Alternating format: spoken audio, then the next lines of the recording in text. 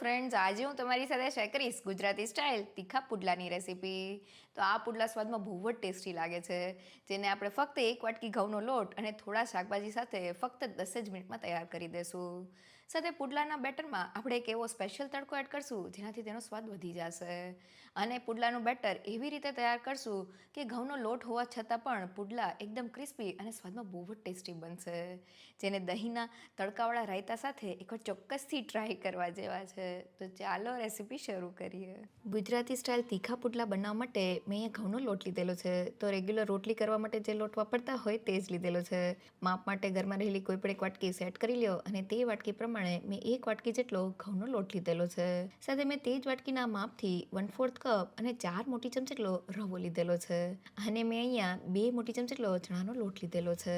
હવે મેં જે વાટકીથી ઘઉંનો લોટ લીધેલો હતો તે વાટકીના માપથી 2 વાટકી અને તેની ઉપર અડધી વાટકી એટલે કે 2.5 વાટકી જેટલું પાણી મિક્સર જારમાં એડ કરી દઈએ અને આ બધી જ વસ્તુને ગ્રાઇન્ડ કરી લઈએ.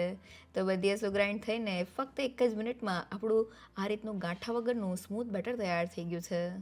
હવે ગ્રાઇન્ડ થયેલા બેટરને મિક્સિંગ બાઉલમાં કાઢી લઈએ અને ઢાંકીને 10 થી 15 મિનિટ માટેનો રેસ્ટ આપી દઈએ, જેથી લોટ એકદમ સારી રીતે પલળી જાય. તો પુડલાનું બેટર મેં ઘઉંના લોટ સાથે બનાવેલું છે. ઘઉંના લોટમાં થોડો રવો એડ કરવાથી પુડલા ક્રિસ્પી તૈયાર થાય છે. સાથે મેં થોડો ચણાનો લોટ એડ કરેલો છે, જેનાથી પુડલાનો સ્વાદ વધી જાય છે. અહીં આપણે પુડલાને જાળીદાર અને ક્રિસ્પી તૈયાર કરવાના છે. બેટરમાં રહેલા પાણીના ભાગને લીધે જ પુડલામાં એકદમ સરસ જાળી તૈયાર થશે. અહીંયા મેં એક વાટકી ઘઉંના લોટ સાથે 2.5 વાટકી જેટલું પાણી લીધેલું છે, જે એકદમ પરફેક્ટ છે. સાથે બેટરને આપણે 10 મિનિટ માટેનો રેસ્ટ આપી દેવાનો છે, જેથી લોટ એકદમ સારી રીતે પલળી જાય. તો બેટર રેસ્ટ કરે છે ત્યાં સુધી તડકાવાળું દહીંનું રાયતું બનાવી લઈએ. હવે પુડલા સાથે ખાવાની મજા આવે તેવું રાયતું બનાવવા માટે મેં 1 કપ જેટલું દહીં લીધેલું છે. તો રાયતા માટે બને તો ખટાશવાળા દહીંનો ઉપયોગ ન કરવો. તેમાં 1/2 ચમચી જેટલો શેકેલા જીરાનો પાવડર, સ્વાદ પ્રમાણે મીઠું અને 1/4 ટીસ્પૂન જેટલો સંચળ પાવડર એડ કરી દઈએ. બધી વસ્તુને મિક્સ કરીને દહીંને થોડું ફેટી લઈએ. તો દહીં ફેટાઈને આ રીતનું સ્મૂથ તૈયાર થઈ ગયું છે. દહીંના સેન્ટરમાં 1/4 ટીસ્પૂન જેટલો લાલ મરચું પાવડર એડ કરી દઈએ. અને હવે રાયતામાં તડકો એડ કરવા માટે વઘારિયામાં 1 મોટી ચમચી જેટલું તેલ, 1/2 ચમચી જેટલું જીરું, 1/4 ટીસ્પૂન જેટલા આદુના ટુકડા અને 1 નંગ જેટલા લીલા મરચાંના ટુકડા એડ કરી દઈએ. સાથે થોડા લીમડાના પાન એડ કરીને વઘારને સારી રીતે સાતરી લઈએ. તો વઘાર સારી રીતે સતળાઈ ગયો છે. ગરમા ગરમ વઘારને મરચાં ઉપર એડ કરી દઈએ અને રાયતામાં મિક્સ કરી લઈએ. તો મરચાં ઉપર આ રીતના વઘાર એડ કરવાથી તેની એકદમ સરસ ફ્લેવર આપણે રાયતામાં આવે છે. તો બધી વસ્તુ મિક્સ થઈને આપણું એકદમ ટેસ્ટી તડકાવાળું રાયતું તૈયાર થઈ ગયું છે, જેને પુડલા સાથે ખાવાની મજા આવી જાય છે. તો 15 મિનિટ થઈ ગઈ છે અને બેટરને જોઈએ તો લોટ પલળી ગયો છે અને બેટરની કન્સિસ્ટન્સી ચમચામાંથી એક ધારમાં પડે તેવી પતલી છે. જો આ સમયે બેટર જાડું લાગતું હોય તો થોડું પાણી એડ કરી દેજો અને બેટર પતલું થઈ ગયું હોય તો લોટ એડ કરીને તેને પરફેક્ટ કરી લેજો. તો હવે બેટરમાં આપણે એક તડકો એડ કરવાનો છે. તો વઘારિયામાં 1 મોટી ચમચી જેટલું તેલ, 1 ચમચી જેટલું જીરું, 1/2 ચમચી જેટલા રાઈના દાણા, 1 મોટી ચમચી જેટલા સફેદ તલ, થોડા લીમડાના પાન, 2 થી 3 નંગ જેટલા લીલા મરચાંના ટુકડા અને 1 ચમચી જેટલી આદુની પેસ્ટ એડ કરીને વઘારને સારી રીતે સાતરી લઈએ. તો વઘાર એડ કરવાથી પુડલા સ્વાદમાં બહુ જ ટેસ્ટી લાગે છે. તો આપણો વઘાર સતળાઈ ગયો છે. ગરમા ગરમ વઘારને પુડલાના બેટરમાં એડ કરી દઈએ. સાથે રેગ્યુલર મસાલામાં 1/4 ટીસ્પૂન જેટલો હળદર પાવડર અને મેં 1 ચમચી જેટલા રેડ ચીલી ફ્લેક્સ લીધેલા છે. તમે તેની જગ્યાએ લાલ મરચું પાવડર પણ લઈ શકો છો. સાથે 1 ચમચી જેટલું ધાણા જીરું પાવડર, સ્વાદ પ્રમાણે મીઠું અને 1/2 ચમચી જેટલો ગરમ મસાલા પાવડર એડ કરી દઈએ. સાથે પુડલા પચવામાં હળવા રહે તેના માટે 1 પિંચ જેટલી હિંગ અને 1/2 ચમચી જેટલા અજમાને હાથેથી ક્રશ કરીને એડ કરી દઈએ. સાથે મેં અહીંયા એક મીડિયમ સાઇઝ અને 1/4 કપ જેટલી ઝીણી સુધારેલી ડુંગળી લીધેલી છે. સાથે ફક્ત 1/4 કપ જેટલા ઝીણા સુધારેલા કોથમીના પાન એડ કરી દઈએ અને બધા જ વસ્તુને બેટરમાં મિક્સ કરી લઈએ. તો બધા જ મસાલા બેટરમાં મિક્સ થઈ ગયા છે અને બેટરની કન્સિસ્ટન્સી તમને બતાવું તો બેટર આ રીતના એક ધારમાં પડે તેવું પતલું છે, જે એકદમ પરફેક્ટ છે.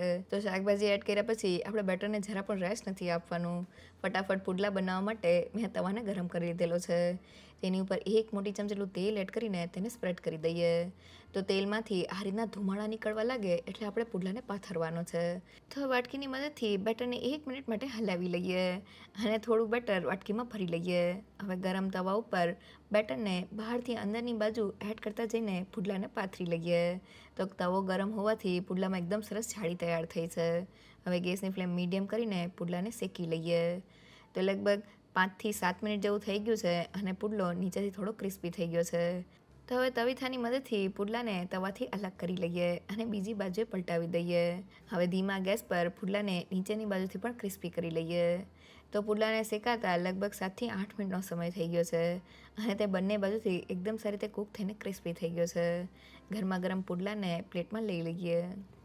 તો તમને બીજી વાર પુડલો કરીને બતાવું તો ગરમ તવા ઉપર 1 ચમચી જેટલું તેલ એડ કરીને તેલને સ્પ્રેડ કરી દઈએ અને તેલને ગરમ કરીને તેમાંથી ધુમાડા નીકળવા દઈએ.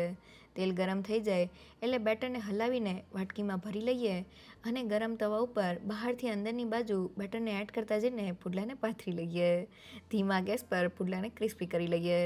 થોડીવાર પછી પુડલાને પલટાવી દઈએ અને નીચેની બાજુથી પણ ક્રિસ્પી કરી લઈએ. તો આ પુડલાને કૂક કરતી વખતે આપણે ગેસની ફ્લેમ ધીમી રાખવાની છે કારણ કે આપણે તેને ક્રિસ્પી તૈયાર કરવાના છે. તો પુડલો બંને બાજુથી એકદમ સારી રીતે કૂક થઈને ક્રિસ્પી થઈ ગયો છે. તેને પ્લેટમાં લઈ લઈએ. તો જોતાં જ ખાવાનું મન થઈ જાય એવા આપણા તીખા પુડલા તૈયાર થયા છે અને તે સ્વાદમાં એટલા ટેસ્ટી બન્યા છે કે તેને એકવાર ચોક્કસથી ટ્રાય કરવા જેવા છે. જો તમને મારી આજની રેસીપી ગમી હોય તો મને કમેન્ટ સેક્શનમાં જરૂરથી કહેજો. સાથે મારા વિડીયોને લાઇક અને ફ્રેન્ડ્સ અને ફેમિલીમાં શેર કરજો અને મારી ચેનલને સબસ્ક્રાઈબ કરવાનું ના ભૂલશો. તો ફરી મળીએ એક નવી રેસીપી સાથે.